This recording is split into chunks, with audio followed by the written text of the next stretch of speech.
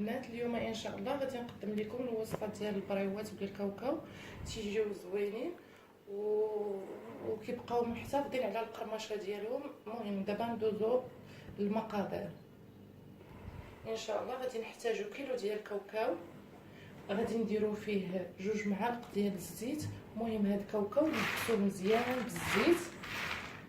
انا كنفضل الطريقه ديال الفران على ما نقليه في المقله، هكا كيجي زوين. والطريقه ديال الفران خصنا ندير نقليوه في الزيت. المهم غادي ندير 2 معالق ديال الزيت.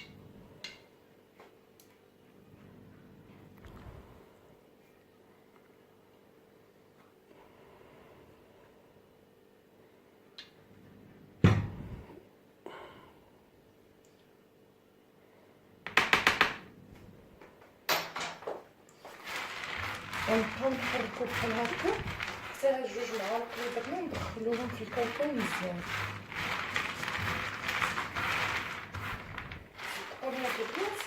البنات كيجي هكا حسن ما نقليوه كامل، كيجي شارب الزيت. وكل واحد والاختيار ديالو، عاود كل واحد وشنو كيبغي. المهم هذه هي الطريقه المعتمده عندي انا، هي باش دائما كنخدم البريوان.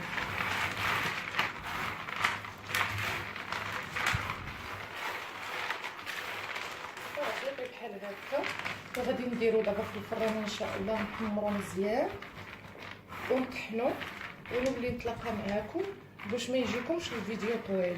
وكيلو ديال الكاوكاو كنحتاجو فيه نص كيلو ديال السنيده، ونص كيلو ديال الكاوكاو كنحتاجو فيه ربع ديال السنيده.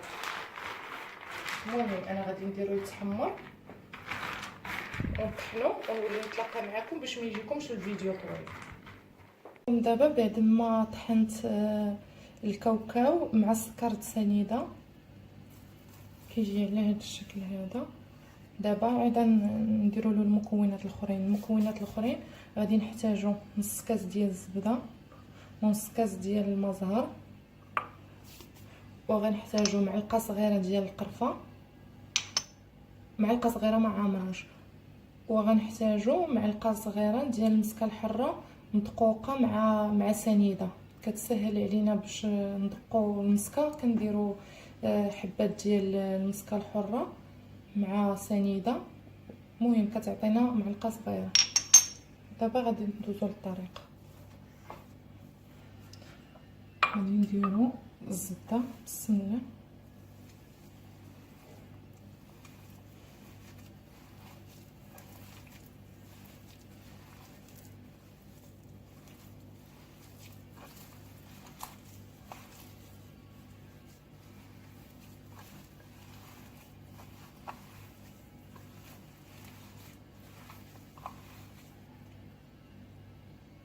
المهم كملنا نص كاس.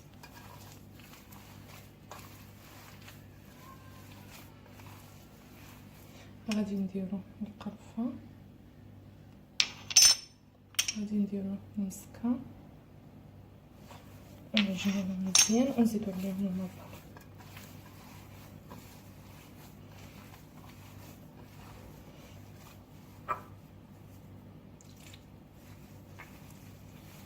المهم نعجن المكونات مزيان ونرجع لكم.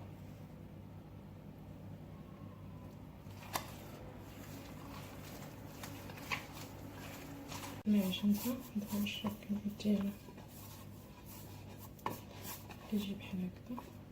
دابا غادي ناخذ الميزان وغادي نديرو العبار ديال القياس ديال كل وحده خاص يكون فيها 10 غرام.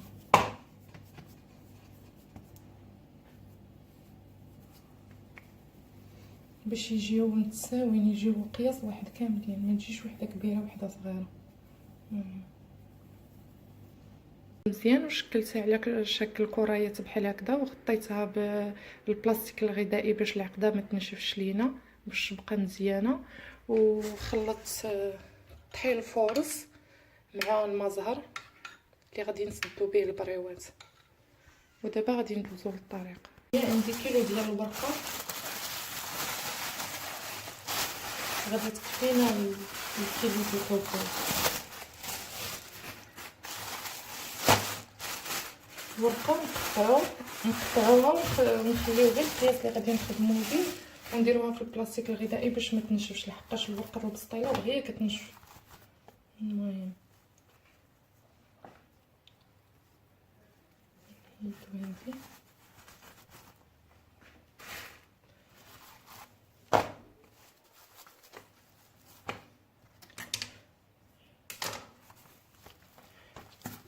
نديرو لها هكا باش نطراسو الورقه، ومن بعد نقطعوها على جوج.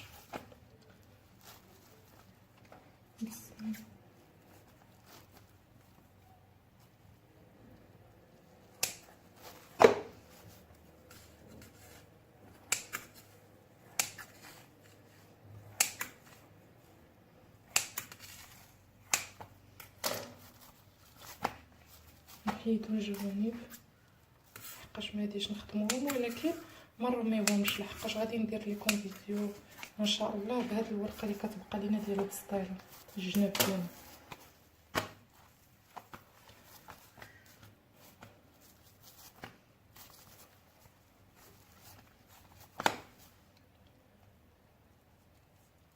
المهم نحسبو 3 الاصابع بحال هكذا ونقطعو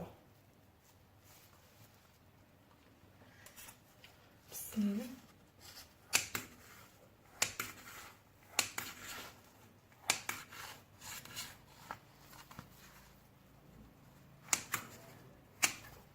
نفس العمليه. الا كاع خفنا باش يجيونا نفس القياس، نحطو الطرف الاول اللي قطعنا على الورقه البسطيله باش يجينا نفس القياس.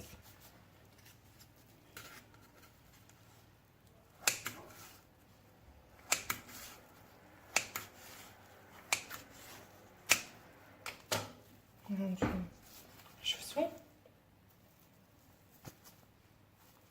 المهم دابا غنخليو غير هادي اللي غادي نخدمو بها، وهذا الشيء الاخر نديروه في البلاستيك الغطاء. دابا غناخدو هكا وحده. ديما الجهه اللي كتكون ملسه في الورقه كنديروها لتحت، والجهه اللي حرشه كنديروها الفوق. انا ما غاديش ندهنها بالزيت لحقاش ولا الزبده لحقاش عندي الورقه مزيانه ما ناشفاش. نضغطو هكا على الكرايه، نحاولوا نعطيوها الشكل مثلث وحنا تنخدموا فيها باش تجينا البريوه مجموعه على هذا الشكل، وغير بشويه باش ما تقطعش لينا الورقه.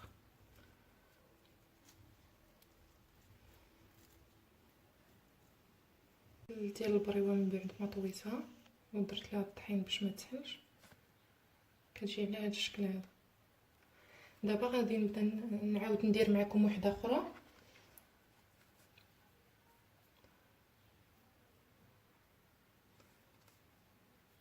كنبركو عليها هكا شويه وكنبداو نطويو فيها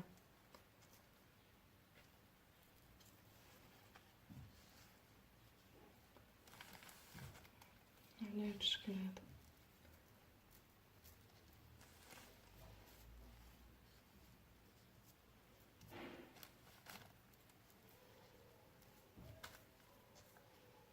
صافي. ودابا غادي نديرو الطحين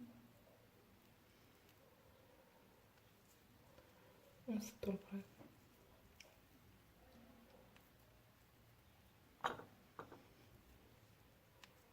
كتجينا على هذا الشكل.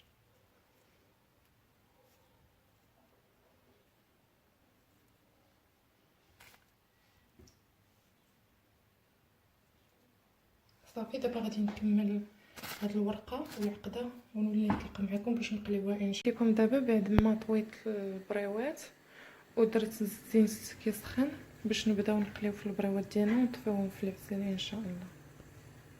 غادي نديرو البريوات يطيبوا.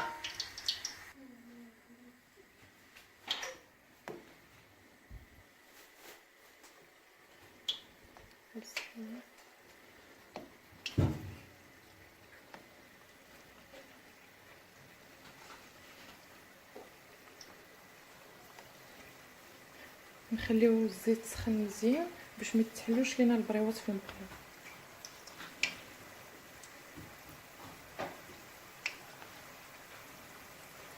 ونقصوا من البوطه باش ما يتحرقوش، باش يطيبوا على خاطرهم ويجيو مقرمشين. الورقه تطيب حتى من الداخل.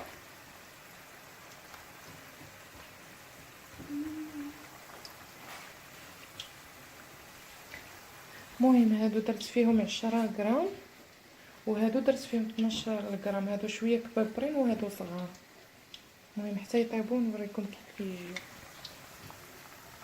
والعسل اللي وجدنا في الفيديو السابق كتجي على هذا الشكل هذا. خاصنا نسخنوها ندفيوها شويه باش نديرو فيها البريوات، غير دفا شويه لحقاش هكا عاقده ما غاديش يداروا فيها البريوات مزيان. نحطوهم بحال هكا شويه.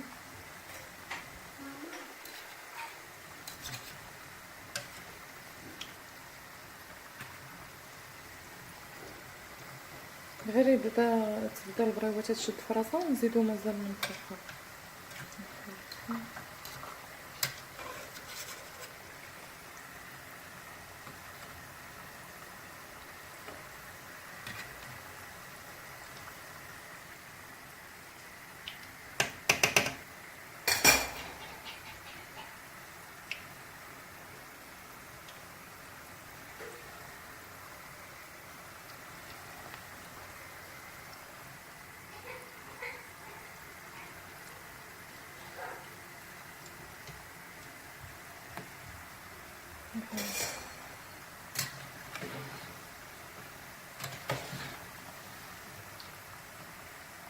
وما نخليوهاش بزاف في الزيت، غير تبدا تاخذ واحد اللون ذهبي ونحيدوها لحقاش مازال من غنديروها في العسل غتزيد تحمر.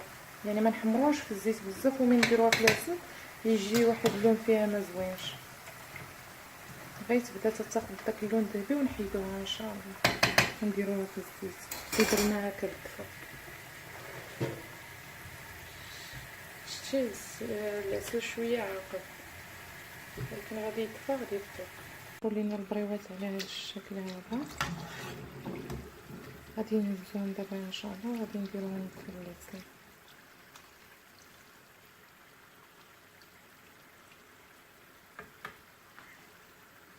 بحال هكا. والعسل كيدفينا هانتوما كيوري فيها.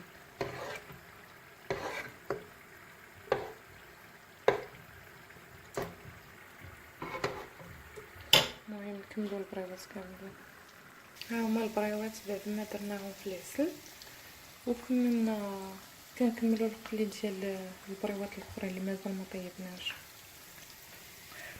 وهاد البريوات اللي في العسل ما نحيدوهمش، نزيدو نطيبوا هادو اللي كيتقلاو ونزيدوهم على هادو اللي طيبنا المره الاولى ونخليوهم في العسل حتى كنكملوا القليد ديال البريوات كاملين.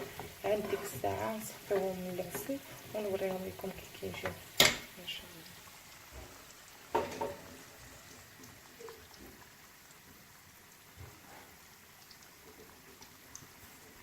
ديال البريوات بعد ما قليناهم كاملين دابا ان شاء الله غدا نصفيهم من العسل وغادي نوريهم لكم. دابا صفيناهم من العسل كيجيو على هذا الشكل هذا.